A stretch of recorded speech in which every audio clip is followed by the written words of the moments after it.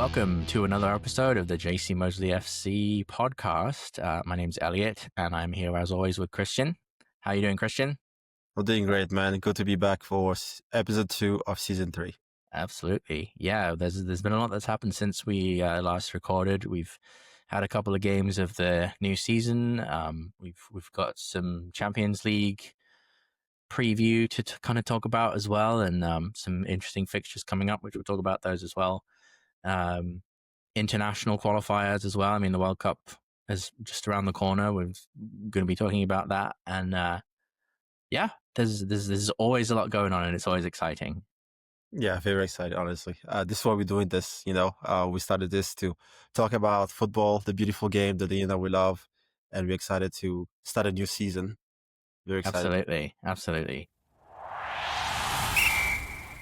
All right, with that being said, let's jump right in and we'll talk about the Champions League. We're going to go ahead and look first at the fixtures from the teams in Pot 1, and obviously Pot 1 being kind of the highest ranked teams with UEFA as they do these as they schedule these fixtures. We'll look at PSG. PSG have got some interesting fixtures coming up. Yes, PSG has some good games. So for Pot 1, the toughest teams, and obviously those of Pot 1 to Pot 4. So they're going to be facing Bayern Munich at home and Barcelona away. I don't know how those guys do, but every time they play in the Champions League, they always end up with the toughest teams, man. Like, this is just crazy. Like, Bayern Munich and Barcelona, damn. Yeah. Well, I think, I'm excited because I think PSG Barcelona was the Champions League final that we kind of all wanted to see from a neutral perspective last season. And then obviously, Inter kind of shocked everybody a little bit by beating Barcelona and then got destroyed in the final. So I think, obviously not quite the same stakes, but it'll be really interesting to see that matchup. I think two teams that play very similar styles. I think that could be a really fun watch, to be honest. I think Bayern Munich will be a good one as well, although I don't know what to think about Bayern Munich at the moment. I think they've obviously improved a lot under Vincent Kompany compared to when Thomas Tuchel was in charge, but I feel like it feels like there's still a little bit of a work in progress, maybe. Yeah. But they've still got a lot of players that can be dangerous and cause a lot of problems. And I think PSG, Chelsea showed in the Club World Cup final, if you basically just sit back and play over the top of PSG, play over their high line, you'll get in. So I don't know. But I think those will be both very, very interesting games to watch. Yeah, it's still a very top team, honestly. Bayern Munich. I mean, it's still a very top team. Obviously, it's not Bayern Munich from the early 2010s or early 2020 when they trashed Barcelona 8-1. They're not even near that level, but it's still Bayern Munich. And then we'll see what they do. But then for Pot 2, they're gonna be playing Atlanta and Leverkusen. I just don't see them really struggle with those two teams. And then Pot 3, they have Tottenham and Sporting. Again, this should be fine. I just think that, based on what the teams they're going to be playing, the 8 teams they're going to be playing, I think they'll be fine.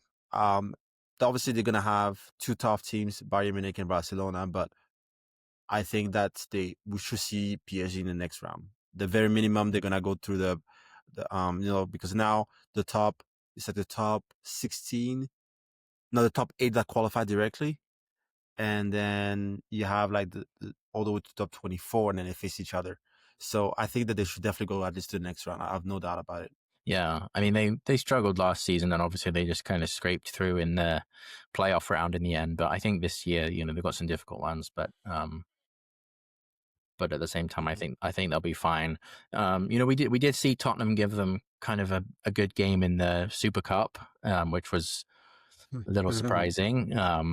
But very Tottenham-like to throw away a 2-0 lead and then lose on penalty. This is actually the word that came in my head, like Spursy, like, that's just funny. But they could give them a good game, and then Newcastle in there as well from Pot 4. I think could be a good one. Obviously, PSG Newcastle met. I think it was 2 seasons ago now. Whenever it was that Newcastle were last in the Champions League, and Newcastle beat them 4-1, although it was a very different team then to the one now. um, and yeah, I mean, Leverkusen are an interesting one. They just fired their manager, so don't really know what to make of them. Den We Hag. can. I have to laugh, man. I mean, like, now why would you replace Xabi Alonso with Ten Hag? Are you kidding? This is like the biggest downgrade ever. Like, no offense to Ten Hag. I mean, I'm sure he's a great coach, but come on, Xavi Alonso, man. You don't replace Xavi Alonso with Ten Hag. That's a downgrade, bro. Like, what did you expect to happen? And they find out after just 2 or 3 games, they're like, okay, that's enough, man. We don't want you anymore. Let's get out of here. That was just funny. Crazy. Yeah. But anyway, that's PSG. Should we take a look at the next team, Real Madrid? Yeah, Real Madrid, they're going to be playing Manchester City at home, Liverpool away from home. Okay, I'm trying not to cuss out here, but those two teams always find each other. Like, I don't know how they do. It's like they made a pact with the devil. Every year, Real Madrid, Manchester City, no matter what. It's like, I think the past 4 or 5 years be the case. Yeah.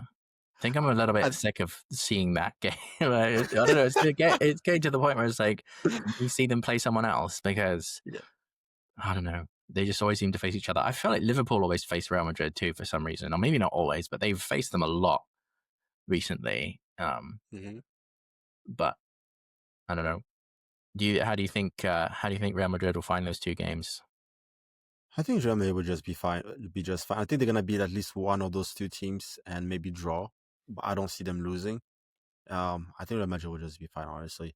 And then they have Juventus, Benfica, Marseille, Olympiacos, Monaco. They have 2 French teams, and then they have Kairat Malmative. Sorry, I don't know what to. I don't know why that.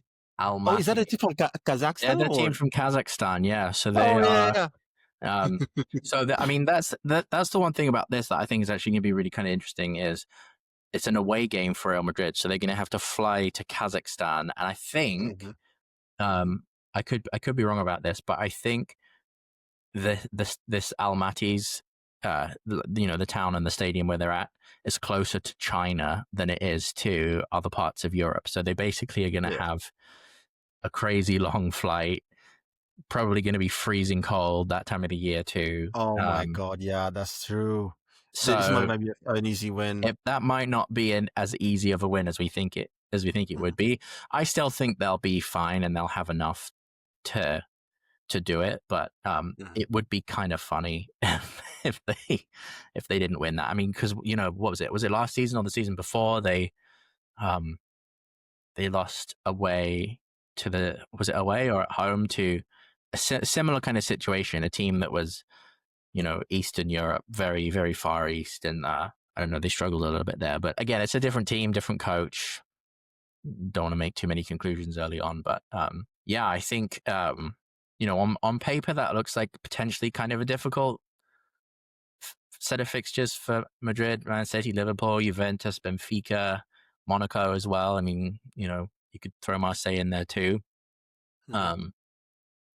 I think they'll for sure finish in that top 24. Whether they finish in the top 8 might depend on other results. And I mean, Xabi Alonso is still kind of new in the job and takes time for a new coach to kind of come in and implement his ideas and his philosophy and those kind of things. So I could totally see a situation where Real Madrid don't make that top 8. I could also see a situation where they win all 8 of those games and they top the table. It's just not really quite sure. Not really quite sure what we're going to get from them just yet, but I'm excited to see how that's going to go. Yeah, absolutely. That is true. And then let's do for Manchester City. They'll be playing Dortmund and Real Madrid. And then Leverkusen, Villarreal, Napoli. And then we have Bodo Glimt. And then we have Galatasaray and Monaco.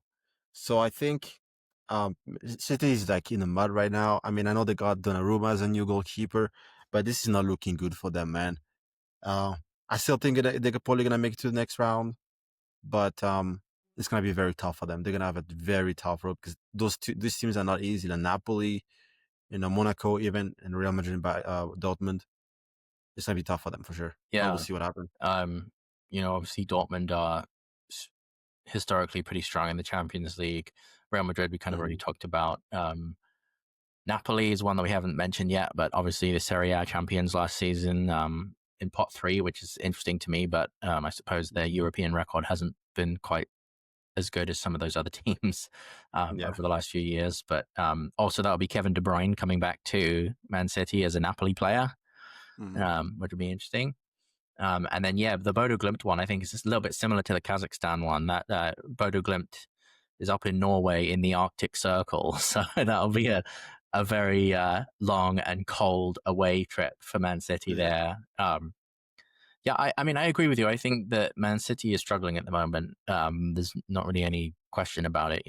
They've brought in a lot of players, but it just kind of seems like it's not working like it has done before. And they've lost a couple of games already in the Premier League this season. We'll talk more about that later, but I could really see them struggling, to be honest. They just about scraped through to the playoff last year. And I could see them being in that same situation again where they're struggling. Yeah, I think so too. But we'll have to wait and see. But we have Bayern Munich against Chelsea, PSG, Club Brugge, Arsenal, Sporting, PSV, Union SG, and Paphos. So, I really don't see any problem with this, for Bayern Munich. They're so used to just like walking over everybody. I know last year they kind of struggled, but they still made it to the quarterfinals, I think. Yeah, last year. Yeah. So I don't see a problem with that. Even against us, they might beat us, we might beat them. And the game that, probably the game that everybody's looking forward to is Bayern Munich is PSG, to see what happens. They're going to play Arsenal too.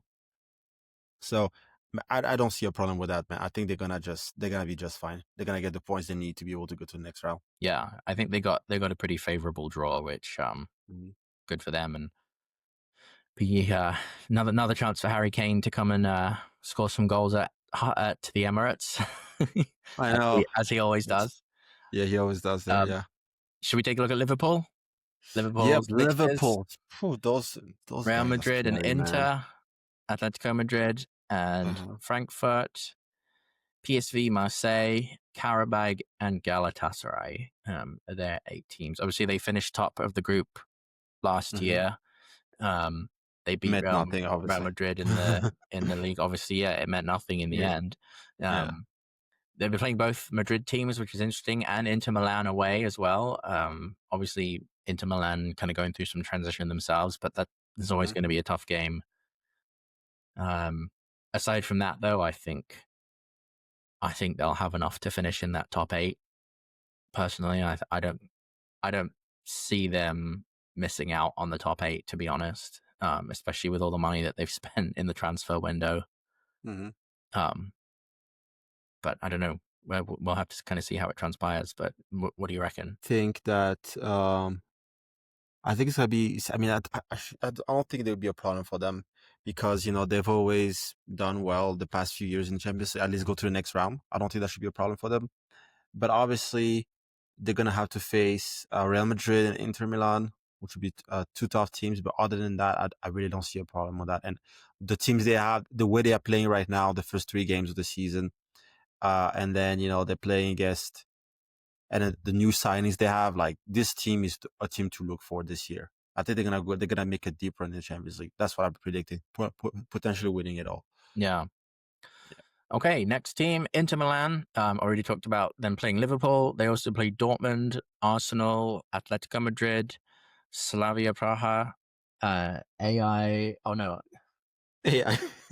What team is that? My Ajax. It's too small. Oh, that's Ajax. It's Ajax. Yeah, Ajax. My eyesight's just terrible. They also play Almaty and then Union Saint-Gilloise as well.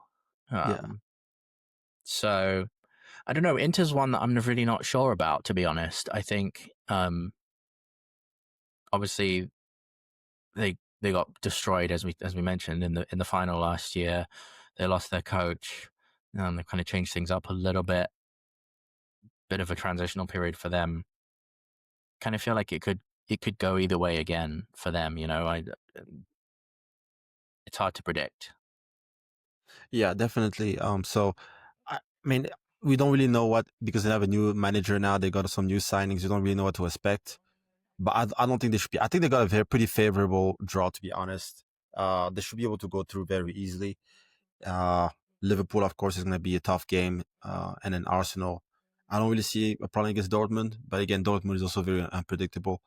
So I believe that I think they should be able to go to the next round. That shouldn't be a problem for them, in my opinion. Yeah. All right, you want to move on to the mighty Chelsea? Yeah, Chelsea Football Club. Chelsea back in the Champions League after 2 years. I just missed the Champions League. It's gonna be so nice. Back where we belong. Where we belong, man. And we're gonna be playing Barcelona at home in November, which will be very interesting.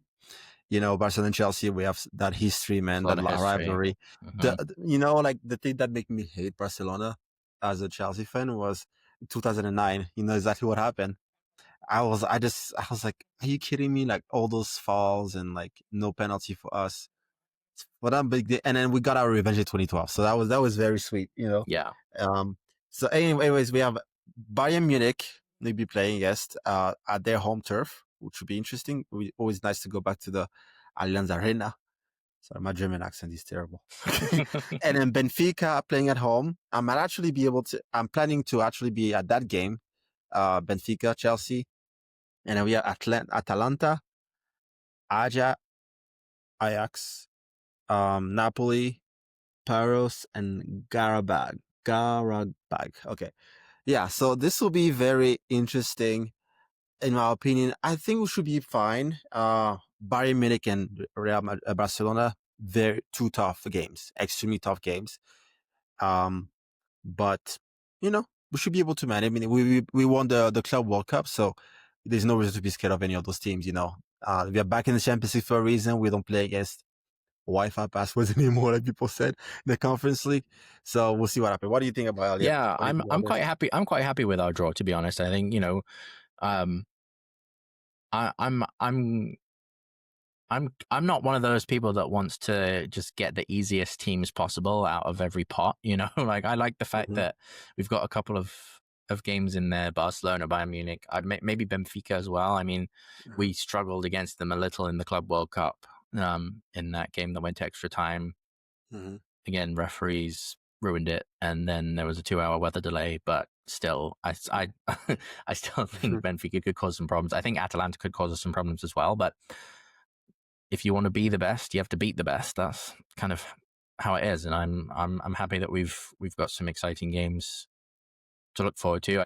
I think our squad is good enough to certainly finish within the playoff spots. I'd quite like to see us finish in the top 8. I don't know if we will for sure. There's a lot of players in our squad that don't have as much Champions League experience as some of the other teams, but again, we saw in the Club World Cup, nobody really expected us to beat PSG 3-0, but we did, and we turned up and we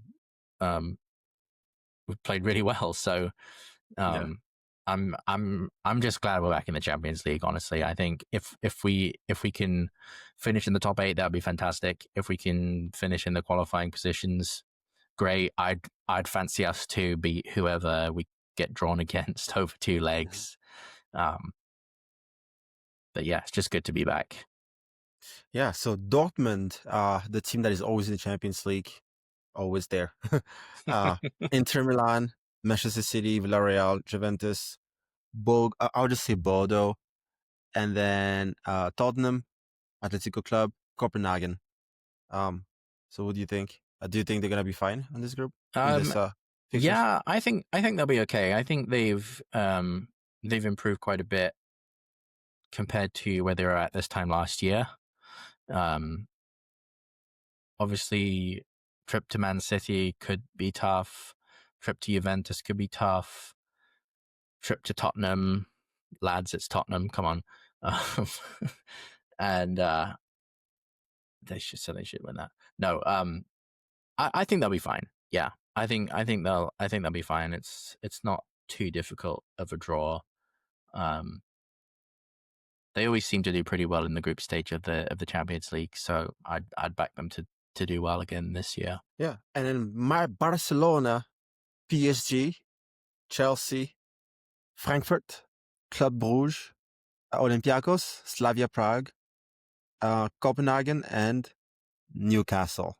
I think they got a really good favorable draw, to be honest. I think this is probably like the easiest route for me. I mean, they're gonna be playing as two big teams, PSG and Chelsea, but other than that, they should be able to beat the rest of the teams pretty easily. No offense to Newcastle, but I think Barcelona's pretty good. So I think yeah, out of all of these pot one teams, that's probably the most favorable draw. Obviously, with those pot one teams, you're not going to be able to completely avoid one of the big boys. So PSG makes sense. Obviously, as we talked about Chelsea, not really quite sure what to expect. We're back in the Champions League for the first time in a couple of years with a very, very different squad to the last time we were in the competition. So, from a Barcelona perspective, I suppose you could see that as a positive. But yeah, I think they'll breeze through. To be honest, I mean, if I was going to gamble, I'd probably bet on them being top of the table at the end of those first round of fixtures. If I'm being honest, I think they'll be just fine in this group stage. You want to move on and we'll have a look at the pot two teams? Yes. So we have Arsenal that will be playing against Bayern Munich, Inter, Atleti, Club Brugge, Olympiacos, Slavia Praga, Kairat Almaty, and Athletic Club. So I think, I think they have a pretty good draw. They should be able to get through. They have three big teams, but they should be fine. Honestly, I think. Yeah, I think so too. They built a squad that's consistently qualified for the Champions League. Obviously, they got pretty far last season. I think they'll be just fine. They've spent money as well in the transfer window on improving positions that needed improving. Obviously, as a rival fan with a lot of bias, I'd love to see them not finish in that top 24, but I don't think that's realistic. I think they'll be just fine. Yeah. Leverkusen is the next team on the list. They have, to me, what looks like kind of a tough draw. They've got PSG, Man City, Villarreal, Benfica, PSV, Olympiacos, Newcastle, and Copenhagen. That's tough for them. I mean, they got rid of Erik ten Hag, so I think they should be fine. No, I think they'll be all right. They should be able to go to the next round, I think.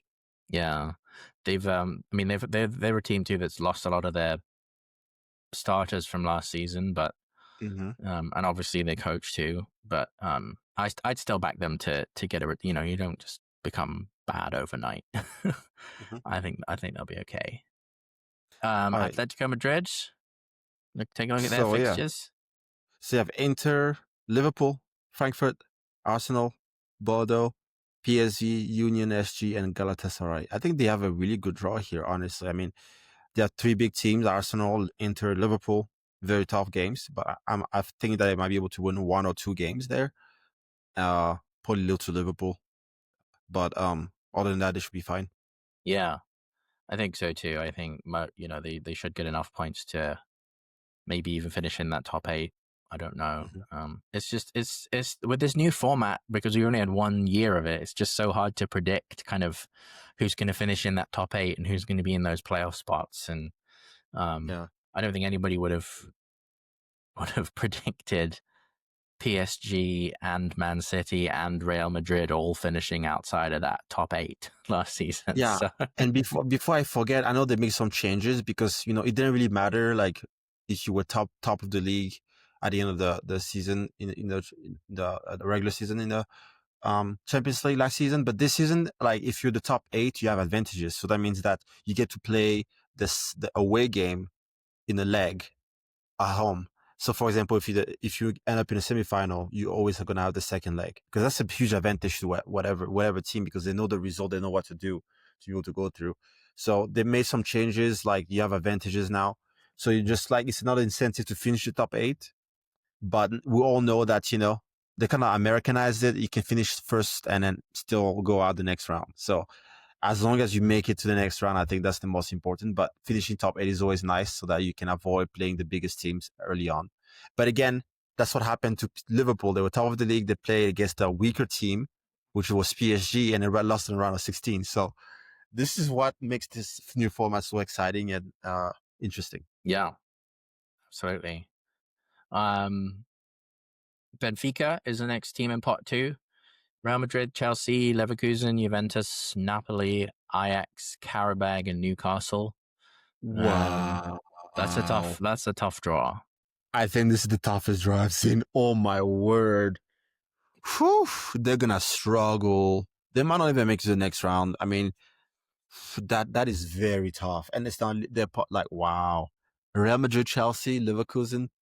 Oh my word, this is tough. Honestly, I'm gonna make a bold move. I think maybe they're gonna make it to like the playoffs, like the very last spots, but it's gonna be hard for them to pick up points against all of those teams. I mean, I see them winning Ajax and Garagag and maybe Newcastle, but they have wow. Okay, we'll see what happens. I'm gonna be watching the games. It's gonna be exciting to see what they do. Hopefully, they lose against us. That at least have them losing against us. I don't care, especially if you're going to be there. That would be an enjoyable one to be at for sure. Yeah, for sure. Atalanta, they've got Chelsea, PSG, Club Brugge, Frankfurt, Slavia Prague, Marseille, Athletic Club, and Union Saint-Gilloise. This is probably a pretty average draw, I'd say, for them. Yeah, I think they should be fine. I think they'll be okay. Villarreal, they got some tough ones. They've got Man City, Dortmund, Juventus, Leverkusen, Ajax, Tottenham, Copenhagen, and Paphos. Kind of a mixture there of, again, kind of an average draw, really. Yeah, it's crazy that they already did the Champions League again. I know they struggled the past couple of years, and it's good to have them back. And then we'll see, we'll see what happens. But yeah, I mean, it's not too bad. It could be better, but this is what happens when you pot 2. You don't get the best, results. And we have Juventus, Dortmund, Real Madrid, Benfica, Villarreal, Sporting, Bordeaux, Monaco, and I think this is a good draw for them, for Juventus. I think so too. Good. Obviously not the powerhouse that they once were, but I think they'll still manage to qualify at least for the playoffs. Yep. Frankfurt have Liverpool, Barcelona, Atalanta, Atletico Madrid, Tottenham, Napoli, Galatasaray, and Karabag. That is quite a tough one. I think this is very tough. Liverpool, honestly. Barcelona, Atalanta, Atletico Madrid, Napoli. Those are all going to be tough games for them. Wow. Frankfurt, wow. And the pot 2, they've been doing really good in Europe the past few years. So yeah, I'm not surprised, but wow. This is one of the teams that I see maybe not making it because of the teams they're playing against. But, this is what makes this competition so special because these weaker teams can go through. So we'll see what happens. Yeah. Then final team in pot 2 is Club Brugge. They have Barcelona, Bayern Munich, Arsenal, Atalanta, Marseille, Sporting, Monaco, and Almaty. They also have to go away to Kazakhstan. Mm-hmm. Yeah, I think this is the second toughest road I can see. I mean, I think Atalanta imaginable, and Club Brugge have been doing really well. I think they were top 8 last season, something like that. They did really well last season. They picked up some good results. Yeah. Yeah. So I mean, it's a tough thing still by Barcelona, Bayern Munich, Arsenal, but other than that, all the other teams, Atalanta, Marseille, Sporting, Monaco, I think they can go head to head against those teams and probably pick up points there. But they just have to try to also fight to get points against those big teams. But I think they should be fine, honestly. I see them going to the next round. Yeah, I think mid-table finish playoffs probably looks likely. Okay, so looking at the teams in pot 3, Tottenham, they've got Dortmund, PSG, Villarreal, Frankfurt, Slavia Prague, Bodo Glimt, Copenhagen, and Monaco. They should just be grateful that they're even in the competition at this point. I don't know how they made it, man. They were 17th last season, 16th or 17th. That is just insane. From there, like you don't belong in the Champions League, but they've done some good things. They got a new coach, they got some new players. They stole Xavi Simons from us, which I have no idea how they managed to do that, but they did it anyway. So we'll see what happens against with Tottenham. But yeah, I still think I really don't know how they're gonna proceed because they lost this past weekend. I'm gonna say the day we are early September. So September, like it was like August 30th or 31st, they lost. So I mean, I don't know. I mean, it's Spurs again, so it's really hard to predict how they're gonna do because it's so early on in the season. But I guess we'll get to see. But if I had to predict how they were gonna do, I think they should be able to make it to the next round. I think because the teams they have is surprisingly favorable to them. The draw they have. Yeah, they have a decent draw. I think they just thank UEFA for every penny of prize money that they get. Yeah, exactly. PSV is the next pot 3 team. They got Bayern Munich, Liverpool, Atletico Madrid, Leverkusen, Napoli, Olympiacos, Union Saint-Gilloise, and Newcastle. Not too much to say about PSV, really, I don't think. Yeah, I think they probably struggle a little bit, but we'll see what happens. What about Ajax? Yeah. They always find a way in the Champions League. Those guys most of the time. They actually have a pretty favorable draw. I think they have Inter, Chelsea, and Benfica, Villarreal, Olympiacos, Marseille, Galatasaray, and Qarabag. Pretty good draw. Yeah. I think they'll probably be in that mid-table area. We have to talk about Napoli. We really have to talk about Napoli. Napoli being, as we said earlier, Napoli being in pot 3 is surprising, but we'll take a look. So they've got Chelsea, Man City, Frankfurt, Benfica, Sporting, PSV, Qarabag, and Copenhagen. Mixture of kind of good and bad there, but I don't know. How do you see that going? I think they'll be just fine. Napoli have a really good side. I mean, I'm trying to get a subscription. I think I already have a subscription. I think they're playing on Paramount Plus. So I'm really gonna really look into Serie A, because this is a good team. We have to really be careful. I mean, Serie A is very more exciting now. It's not the old Serie A now. So they have Inter, they have Napoli, they have even Atalanta, they have really good teams, AC Milan. So don't sleep on Inter. Even the game against us, I'm not very confident we're gonna win that one. I'm not gonna say, oh, it's just easy 3 points. It's Napoli. It's really good. So they actually got a really good draw. They only have to worry about Chelsea and City. Those are the 2 big teams. Other than that, they should be able to easily go through. They're probably gonna make it the top 8, I think. Yeah, I think they'll be just fine. Yeah. Take a look at Sporting. Sporting Lisbon. They got Paris, PSG, Bayern Munich, Club Brugge, Juventus, Marseille, Napoli, Almaty, and Athletic Club. Pretty decent draw minus the. Well, again, that's kind of an average one. I think maybe they'll finish towards the bottom half of those playoff places. This is a tough draw. This is quite a difficult one. Now look at it again. Yeah, it's pretty good. Athletic Club, so don't sleep on Athletic Club. They are really good too.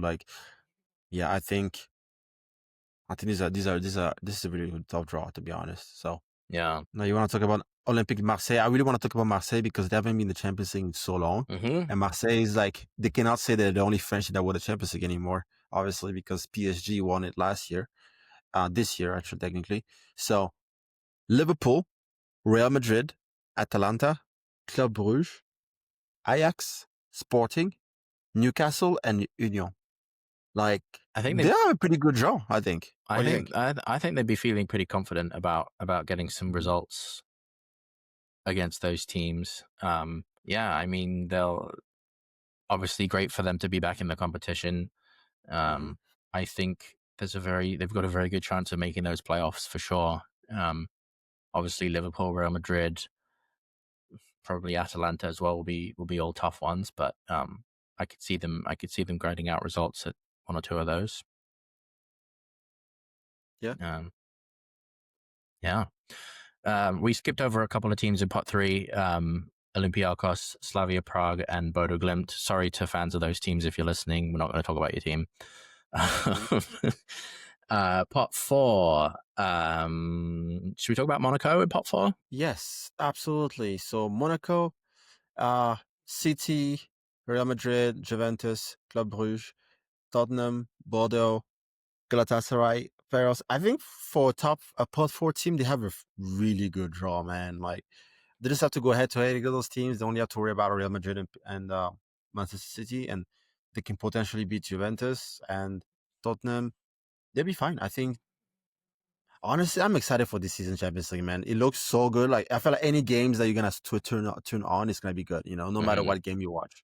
Yeah. So it's very exciting to be I think honest. we both kind of came to the consensus that the new format was good last season, and I'm hoping it delivers again this year.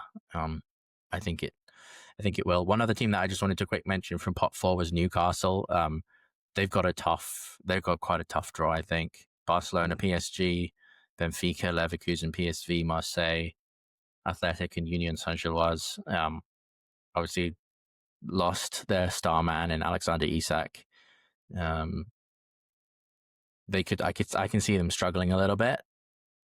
But talking about Newcastle, right? Newcastle, yeah. Newcastle United, yeah. Barcelona, PSG, Benfica, Leverkusen, PSV, Marseille, Athletic Club, and Lyon.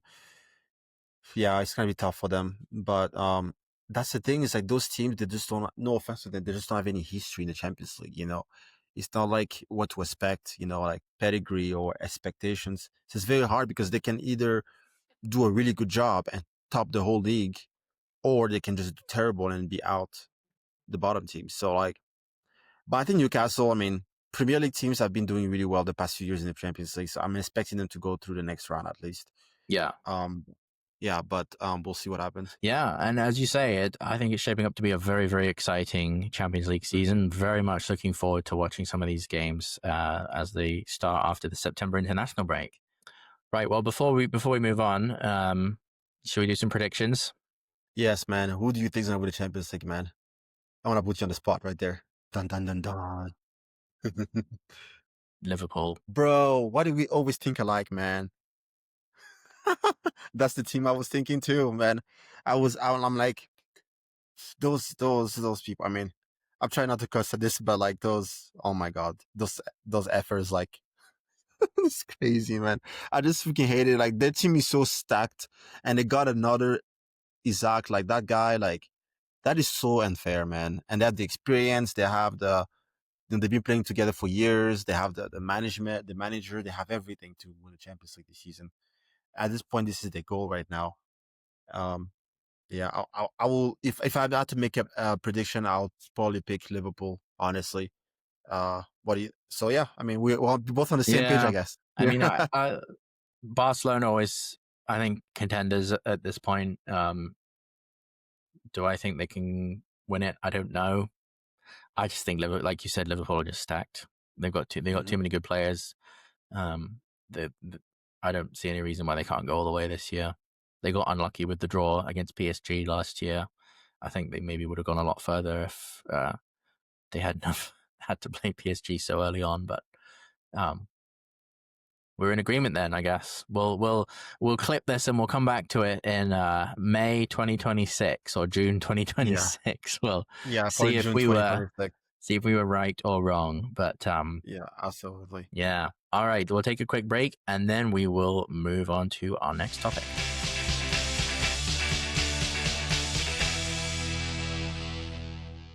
We want to thank our sponsor, Bill's Treasury app. Bill's Treasury app is an application that allows people to track, manage, and pay the bills in one location. So it's simple to use. It's free to download. You're able to add your bills on the application. You get reminders when they are due, and then you just stay on top of them. It allows you to better manage your finances and improve your credit score significantly. It's available on the App Store and Google Play for free. You can download with a QR code that you see on your screen for free. So we want to thank Bill's Treasury app for the sponsorship. Okay, we're back and we're going to talk about transfers. As we're recording this, yesterday was September 1st, which was transfer deadline day. couple of interesting sagas that happened on transfer deadline day. Shall we start with Nicholas Jackson? Yes, Nicholas Jackson, man, the outcast of Chelsea.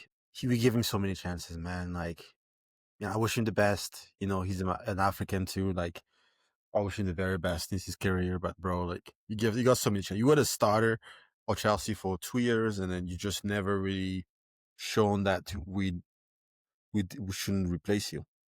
He's never really shown that. He's made so many chances. He saw some really good goals, but he's just never reached the potential that we wanted him to.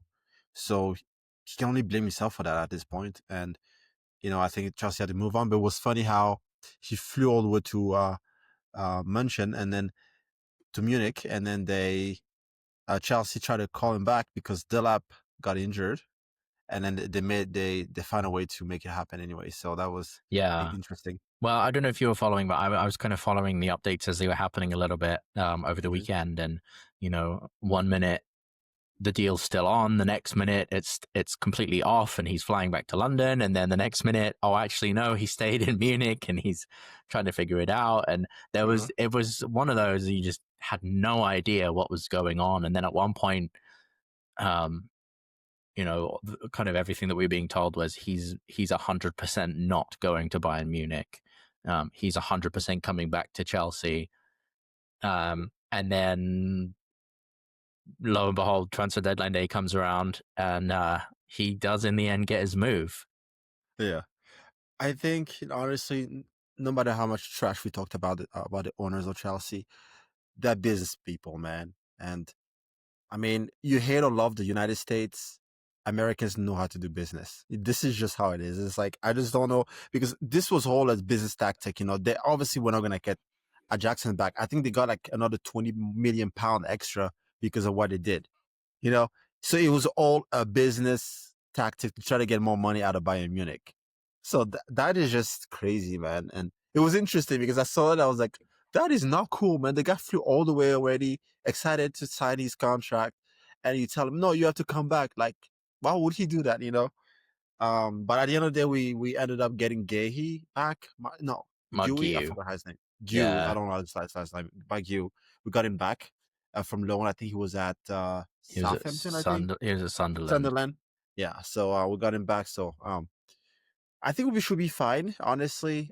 I think that was a good move for Chelsea, especially we got first of all, they got to pay his salary, and then we got like a $20 million fee. And on top of that, they have an obligation to buy him next season, at the beginning of next season, for like £70 million or something like that. So I don't know how they managed to get that much money from Jackson. And no offense to Jackson, he's a great striker. They're obviously Bayern Munich bought him for his potential. Yeah. Obviously. But I just don't know how Chelsea bought him from £30 million and turned it into profit. Todd Boehly, I may not like everything you do for the club, but business-wise, I need to learn from you, man, as a business guy. Like, wow, insane. Yeah. Incredible. I think Bayern obviously were kind of desperate to get somebody in, and with it being so late in the window, I suppose, from a Chelsea's perspective, he has a contract at Chelsea. Mm-hmm. So if they really want him, they can improve the offer, or, they don't get him, kind of thing. And you do feel bad for the player because, it kind of got to the point where we think everything was signed and agreed, and then just unlucky that Delap got injured, and then there was talk about bringing him back while he was out in Munich trying to sign everything. But that's funny. From his perspective, all's well that ends well, I guess. He's obviously, speaking as a Chelsea fan who interacts with Chelsea fandom online and stuff like that, I think he's somebody that very much divides opinion of the fan base. There's a lot of fans that really like him and think he's great. He always tries his hardest. He always plays for the badge, gives 100%. There's others that just kind of frustrated with his lack of consistency, and he's just never really, like you were saying, he's never really quite hit the level that we were hoping he would. I think his disciplinary record and his attitude a little bit, especially towards the end of last season, But it's been, I think it's been that way anyway, kind of picking up needless yellow cards, getting himself sent off. I don't know. I think a move away from Chelsea maybe was in his best interest in the end.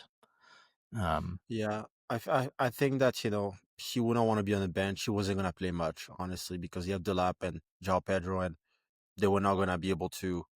He wasn't gonna be able to play ahead of them against the big teams, against City, Liverpool. There's no way he's gonna be able to get even the Champions League. The coach was one who was gonna pick those teams. So you know, I think this was the right move for his career. And again, I wish him the very best. I'm glad he's not playing.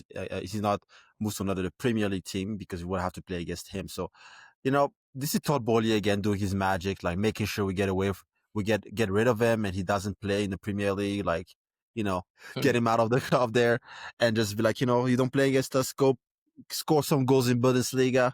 Wish you the best. Just stay out of England, pretty much. So yeah, I think that was a good deal for both us. And then Chilwell also got his move, and this is a TIC player that I really really liked. A player that's whenever he played with Chelsea, the early days, 2021, 2022, incredible for us. And I felt really bad. I mean, whenever you have a player that has been so good for you or your team, you feel bad how it ends up for him when he doesn't play anymore. He's an outcast of the group and everything. So he won the Champions League. He won a lot of the good things. I know he went on loan last year with Crystal Palace, and he won the FA Cup with them. So he's going to Strasbourg in France. So this is going to be exciting for him, honestly. It's going to be like a new beginning for him. And he performs well. Hopefully he can make it in the World Cup squad. You never know. yeah, But I wish Chile, as we call him, the best, to be yeah, honest. So we'll see what happens. for sure. Should we talk about another big transfer deadline day? Isak. Mm-hmm. Obviously, we kind of mentioned it a little bit, but obviously he'd been kind of refusing to play for Newcastle the entire summer, so he could get his move to Liverpool, and ultimately, in the end, he did get that. I think it was a British record transfer fee of something like 125, 130 million pounds, something in that range. I mean, crazy amount of money. And again, Liverpool have just spent so much money this window. It's it's unbelievable, really. Like, they just haven't spent normally, but they've just shelled out a huge amount of money this summer. I think he'll be a great signing for Liverpool. I can understand why the Newcastle fans feel like he's kind of disrespected them a little bit. This is a player who nobody really knew who he was. I mean, he played at Dortmund, but he wasn't really a superstar. But he kind of became a superstar at Newcastle, became one of the best strikers in Europe, I'd argue. And then to just kind of turn your back on the club and say, I'm done with you. I can totally understand the frustration and how that kind of feels disrespectful. But I mean, it is what it is. That's the way it goes. That's football. Mm-hmm. They got a lot of money out of him, though, like over 100 million. That's insane. So that's a big amount of profit. At the end.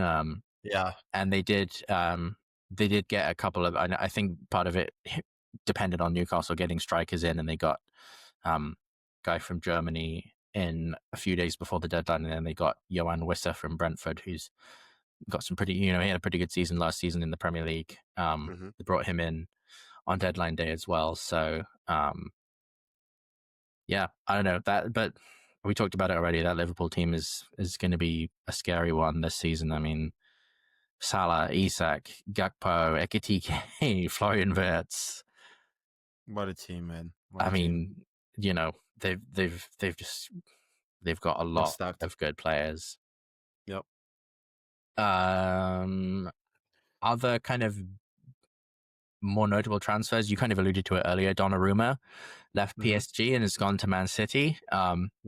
Quite surprised by that, really. I'm quite surprised I didn't see that coming at all. No, I'm surprised they let him go.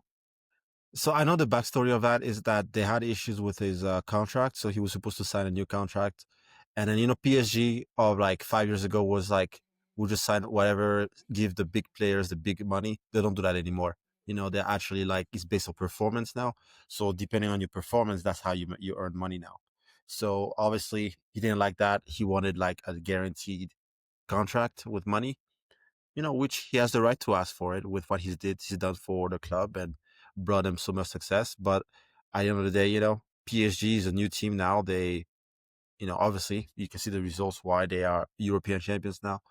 But yeah, that's what happened. And I just feel bad for Ederson, how they just like threw him like a piece of trash, like everything he's done for that club, like so much success, that Champions League, those Premier Leagues wasn't going to be without him, and they just got rid of him, which is very surprising to be honest. Mm-hmm. But yeah, this is just interesting. Yeah, but yeah, it's just business. That's the thing. Like, goes. You just can. This is just how business is. Like if you don't perform well, if you have something better than you, they will go for that, and that's just how it is. You just have to perform the best. Mm-hmm. And to be honest, he wasn't the best last season. So that makes sense why they chose Donnarumma. Yeah, well, I think it's just interesting from a PSG perspective that they let him go, because I don't think PSG win the Champions League last season without Donnarumma in goal. I mean, he made some crucial saves in a few of those games. He was a standout player for them in a lot of games, but as you said, it's just the philosophy changes. They're not going to give out big money contracts to players. That there's going to be players that aren't okay with that and they want to move on, and that's just the way it works. Yeah, and I want to talk about a couple more transfers. We got Garnacho. Chelsea got Garnacho. Chelsea got and then we got rid of Christopher Nkunku that joined AC Milan, and then Chelsea made about £350 million, and it's not dollars. Do you guys? I don't know how much money do you get? I think it's like $450 million, something like that, in a window, not 2 windows, 1 window.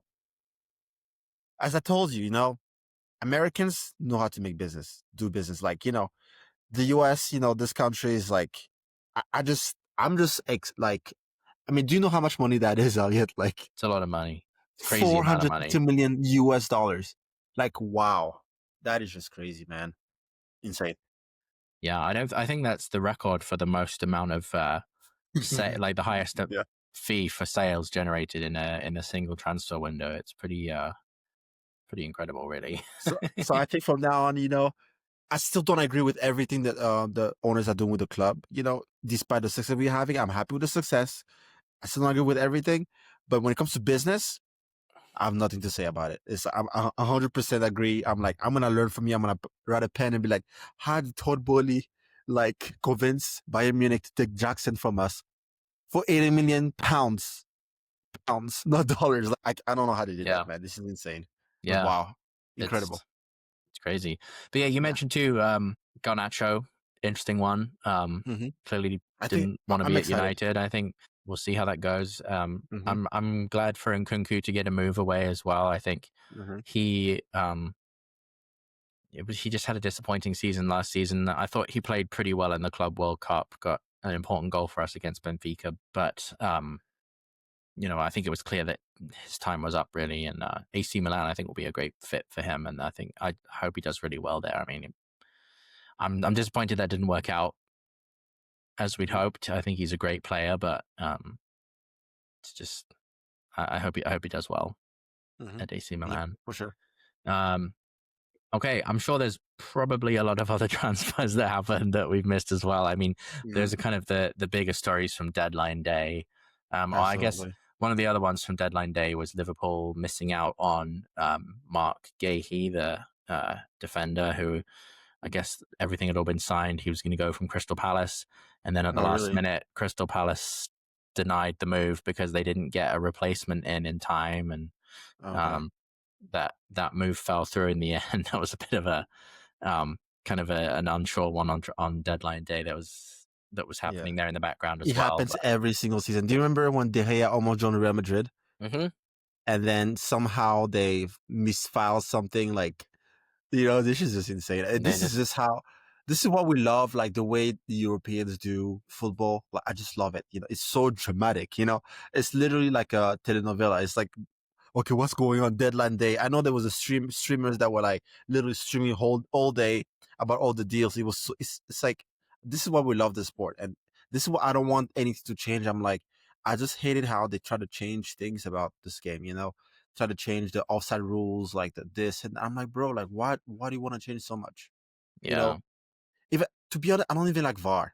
Like I honestly like I don't like VAR. I feel like the it's not remember back in the day whenever it's a goal and then the referees don't say anything, it's a goal. I just it's like I mean I see the positive of VAR, like the fouls, like especially when it goes in your favor. Obviously, there's a penalty, there's no penalty, it's good, but it's just not the same sport anymore. Like we grew up watching, where we go watch a game and it's a goal, like your team scores, and then you look at the referees, nobody, you just know it's a goal. I just miss those, but I guess but don't change too much about it. Don't change. I don't know if you heard about, they were trying to change about the offside rules and stuff, like saying they're going to scrap the offside, whatever. They're trying to Americanize it with American football, where they have to track the players at all times. So if the defender doesn't track the players, it's on the defender. Like, bro, come on, man. That's just going to complicate it even more, and it's already complicated.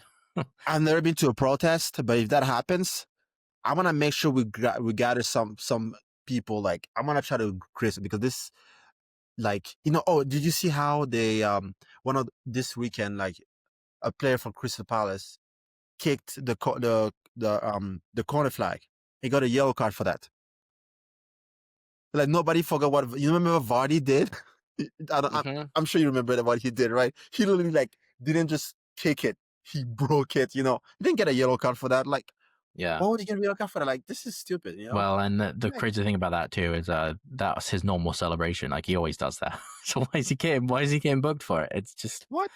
It's stupid. It's ridiculous. But I want to talk about one more thing, because I might forget. Okay, I might forget about it. I don't want to talk about it. Do you remember, like, I know we're going to talk about around the leagues, but do you see there's a game, Rayo against Barcelona this past weekend that happened? And then there was no VAR for 11 minutes of the game. Oh, I didn't see that. Yeah. So what happened is that it was Barcelona against Rayo, and then Barcelona got a penalty, a very questionable penalty. If you look at the replay, it's not a penalty. They got a penalty. They couldn't review. VAR couldn't review it because it was like there was a big issue with VAR for 11 minutes. And guess what happened? Rayo scored a goal, and VAR automatically started working again, and they denied the goal. So, like, bro, like, yeah, just in case I forgot about it, but this is just, man, La Liga has been fishy the past few seasons, man. I think there's a lot of corruption in that league, man. Like, what the heck, man? Yeah. VAR stopped working all of a sudden, like, what the heck? Anyways. Convenient. Very convenient. Like, yeah. Okay, well, we'll take a quick break, and then we'll come back and go around the leagues.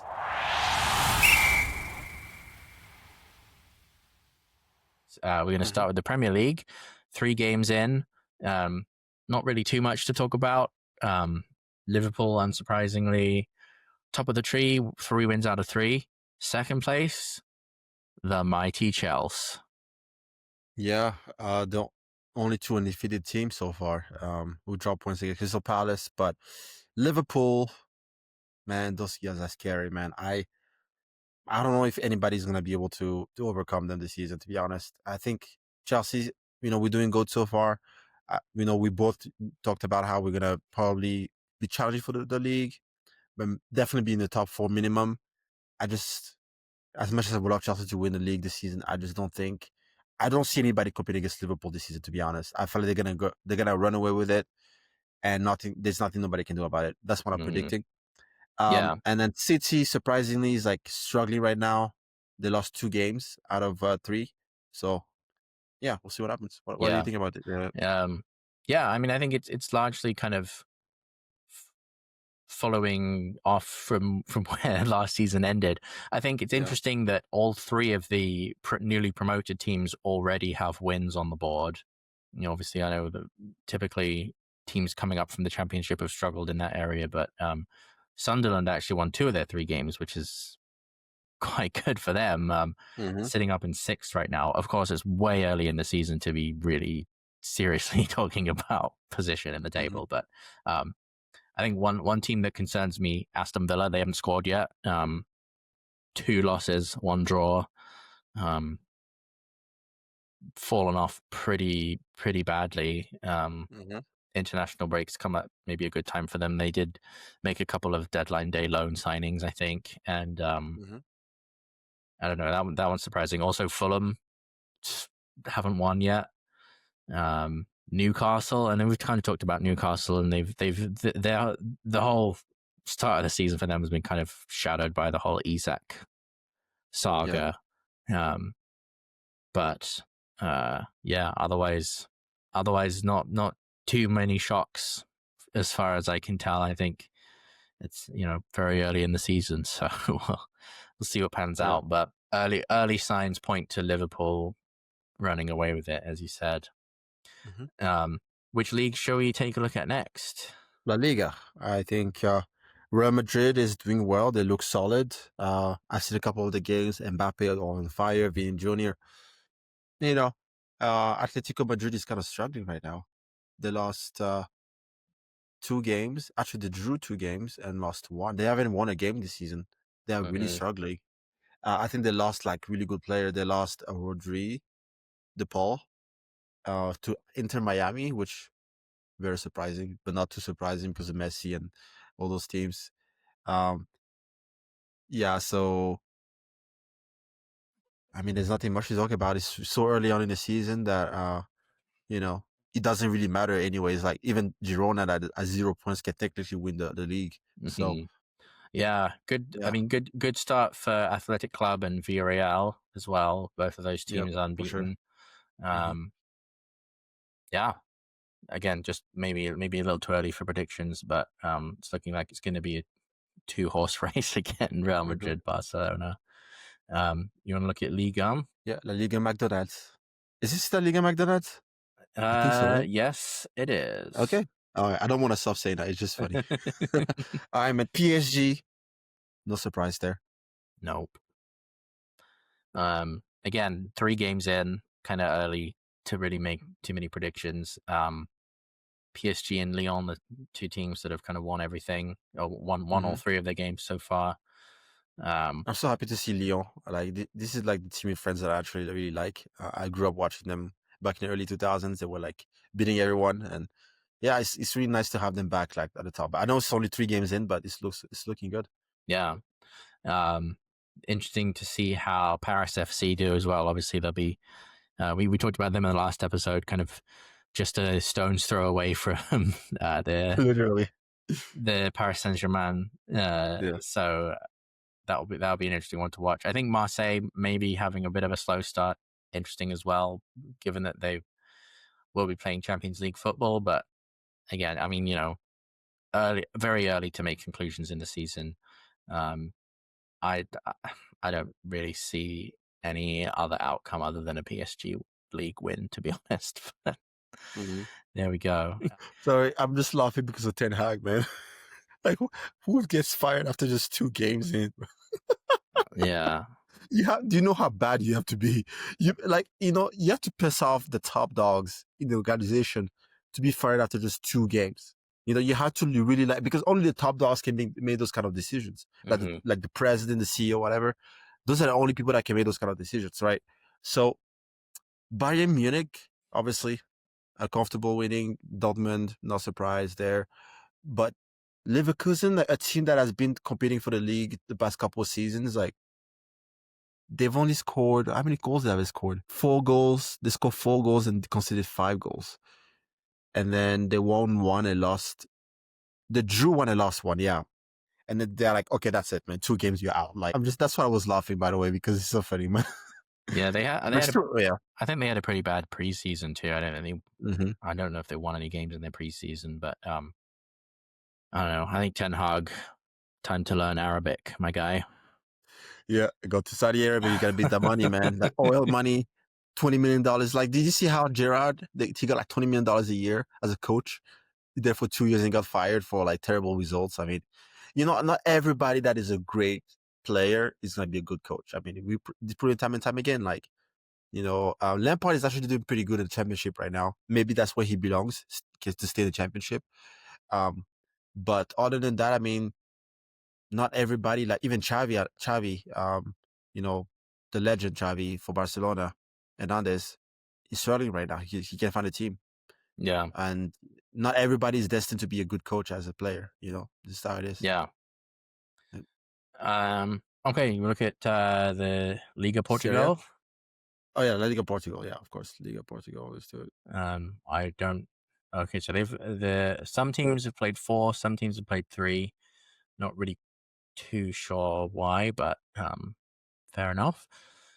I don't know. I feel like I don't really know enough about some of these teams to really make too much of a prediction. I know that Porto struggled a little bit last season, but they've won all 4 of their games so far. Sporting won 3, lost 1. Benfica won all 3, and they've only played 3, so they have a 100% record right now. I mean, I think it's pretty likely that it's going to be between those 3 teams as it typically is. Be interesting to see how that kind of pans out. But I mean, it's so early on the season. We knew that we're not going to talk much about these teams, but Porto is top of the league right now. Sporting is 3rd, and then Benfica has 1 game in hand, and they're 4th with 9 points. So it's so early on the season, but there's not too much to talk about them. You want to go to Serie A? Mm-hmm. Yeah. Serie A, yeah. So yeah, Napoli top with 6 points. Juventus 2, Cremonese, Roma, they all have 6 points, and Inter they lost the game. They have 3 points right now. Milan also won and lost the game. They have 3 points. So early on in the season, but I really encourage you, Elliot, to try to see if you can watch some games, because this is a really good league if you have time, of course. I think it's an exciting league. I think it's one to keep an eye on a lot more for sure. Yeah, I think early days, but shaping up to be a good season in those top leagues. Should we talk briefly while we're talking about kind of the rest of the world? We can talk about the World Cup qualifiers as well. Obviously, World Cup coming up next summer, and some teams are qualified already. There's still some qualification to go. I know you mentioned you wanted to talk about the African qualifications, and why don't we start there? Okay, so for the African Confederation, we have Group A, Egypt and Burkina Faso. They have 16 points and 11 points. So those are the 2 teams in the Group A that are most likely going to go through. So remember, for this African qualifiers, only the top teams get automatically qualified. We get 9 spots this year. The African Confederation usually get only 5, so this is great, because we're gonna get more African teams, dominant teams going in there. So this is exciting. So Egypt, and we have Democratic Republic of Congo in Group B, and Senegal. Senegal might actually not get an automatic spot, because they only have 12 points right now. They're 1 point behind Congo. So this is interesting. Group C, we have South Africa. They have 13 points, which is surprising. And Nigeria is actually struggling right now. They only have 7 points after 6 games. So there's only 4 games left. Each and every of those teams have 4 games left. So we might not see Nigeria in the World Cup next year, which is insane. And then we have Group D. We have Cape Verde against Cameroon. So Cameroon, I think they're probably going to make it. They have 12 points. Cameroon and Cape Verde has 13 points. Group E, we have Morocco, Tanzania. So I think Morocco is cruising through that group with 15 points after 5 games. And Group F, Ivory Coast, Cote d'Ivoire, where I'm from, 16 points. And Gabon has 15 points. So it's probably going to be a Gizzle too, right? Cote d'Ivoire and Gabon. Yeah, we have to go through, man. Like, Ivory Coast hasn't been in the World Cup in the past 2 editions. 2018 we missed out. 2022 missed out. So it's going to be 12 years, like Ivory Coast is everybody knows Ivory Coast, because of Drogba, Touré, the great players we've brought. So it's going to be very sad if we don't make it this season. So, and obviously I want to go see them here in the US when they come. And then Group G, we have Algeria cruising through. Mozambique, I really don't see them fighting against Algeria. Algeria has 15 points. Mozambique has 12 points. Group H, we have Tunisia with 16 points. Namibia with 12 points. And Group L, I apologies. So we have Ghana and Comoros. So Ghana is actually sometimes they're terrible in the African Cup of Nations. They do terribly, but somehow they find a way to get to the World Cup. This is the World Cup is there. That's all they care about. If you talk about World Cup, you're going to hear about Ghana most of the time. So I think they should probably go through that. They have 6 wins. 5 wins out of 5, out of 6. They're 15 points right now. They only lost once. So very exciting. They're going to have some games in September and October, and we'll know who's going to go to the World Cup next year. So hopefully Africa's going to be there. And obviously I want the top teams to represent Africa because Africa is very overlooked. But, we proved that Morocco has potential. They went to the top 4 last World Cup. So hopefully an African team is going to win the World Cup soon. That's my dream to see. I don't care what African team wins, even if it's Madagascar. As long as an African team wins the World Cup one day, this is going to be great. Yeah. Do you want to talk about any other? Should we just take a quick look at Europe? Mm-hmm. I'll just take a look at the standings. They actually haven't played a single game yet in Europe. That's the wrong one. Yeah, you're right. Europe, the European. Oh, there's some groups that have played. Okay. There's also some groups that haven't played. I guess the teams that were in the Nations League at the last international break haven't quite played yet. So far, jumping to Group G, that's the first group that's played games. Finland has 7 points at the top of that, ahead of Netherlands and Poland, which is a bit of a surprise. Great for them. Bosnia and Herzegovina up against Austria. They're ahead right now, but Austria have one more game to play, so that still very early days in that group. Norway, top of Group I, have 12 points from their 4 games. Italy down in 3rd, but they've only played twice, so again, there's room for that to change. Group J is North Macedonia in that top spot. Wales and Belgium kind of bringing up the rear there as well. Belgium only played twice, so I think they'll probably jump up the rankings there a little bit. Group K is England. England probably expected to win the group. They've won all 3 games in that group so far, albeit a little underwhelmingly under Thomas Tuchel. But 9 points from 3 games, can't complain too much about that.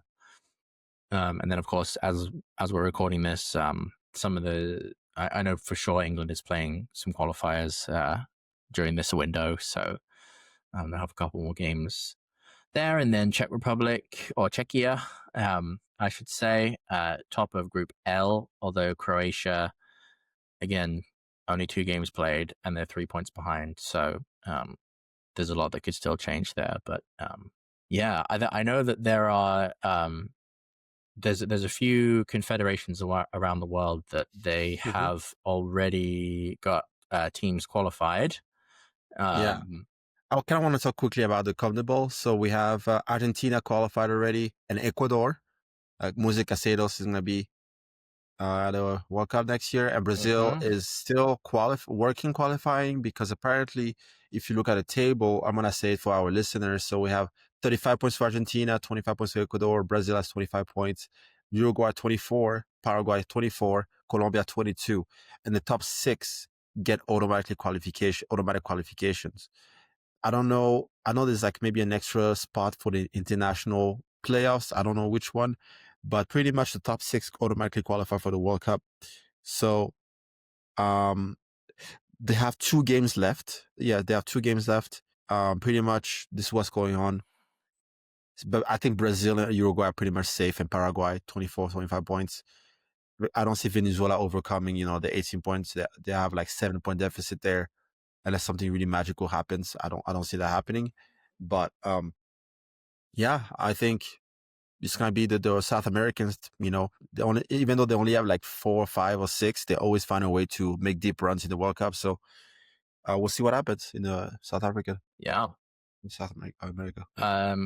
Yeah, and then of course, I'm just looking at a list of teams here that we know are already qualified. Canada, Mexico, and the USA as co-hosts get Yeah, their spot. absolutely. Japan also sealed qualification.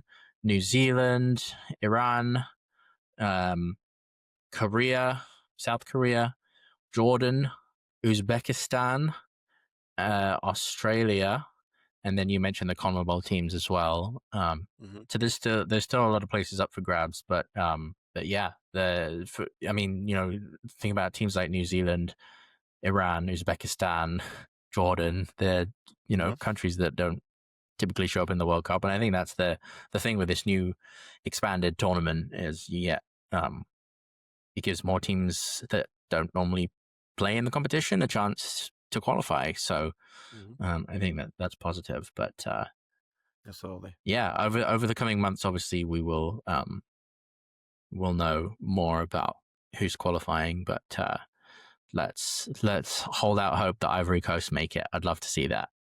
Yeah, man, that'll be great. I want to see the games. I'm gonna be so excited if they don't make it because I'm excited. Like 2026, I'm planning on spending big, man. Like, you know, you don't have a World Cup at home every year, so uh, yeah, it's gonna be exciting, man.